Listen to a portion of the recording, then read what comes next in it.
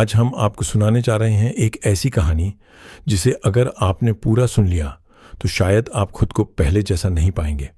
ये कहानी है गिरकर फिर उठने की, हार के बाद उम्मीद की और उस हौसले की जो इंसान को फिर से चलना सिखा देता है। तो चलिए आपको ले चलते हैं एक ऐसे सफर पर जहां हर मोड़ पर आपको मिलेगी मोटिवेशन। अंत तक बने रहिएगा। बहुत पुराने समय की बात है।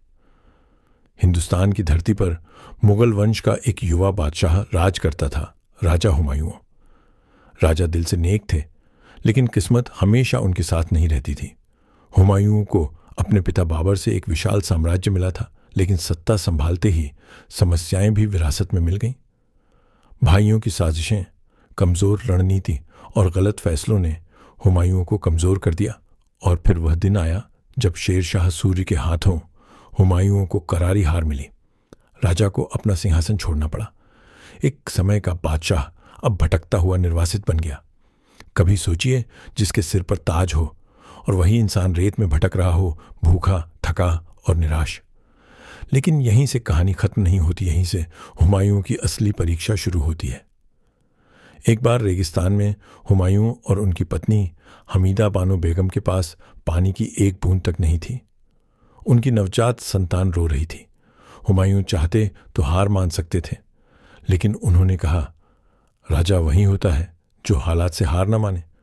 उन्होंने हार को अपनी कमजोरी नहीं बल्कि सीख बना लिया। हुमायूं फारस पहुंचे। वहां उन्होंने धैर्य सीखा, रणनीति सीखी और खुद को फिर से मजबूत किया।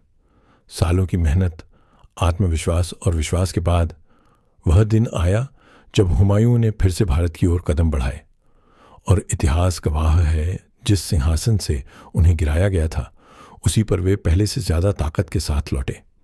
1545 की हार के बाद 1555 में हुमायूं ने दिल्ली का ताज दोबारा हासिल किया। लेकिन उनकी सबसे बड़ी जीत सत्ता नहीं थी, उनकी सबसे बड़ी जीत थी हार के बाद हार न मानना, कहानी से सीख। अगर आज आपकी जिंदगी में भी हार है, अगर सब कुछ छिन गया है, अगर लोग आपको कमजोर समझ रहे हैं, तो याद रखिए, गिरना हार नहीं है, हार मान लेना असली हार है। राजा हुमायूं की तरह आज की हार को कल की जीत की तैयारी बनाया।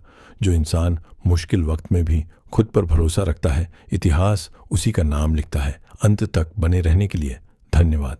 उम्मीद है आप मोटिवेट हुए होंगे। ऐसी ही कहानियों के लिए लाइक, शेयर और सब्सक्राइब करें। कमेंट में बताइए अगली कहानी किस पर होनी चाहिए।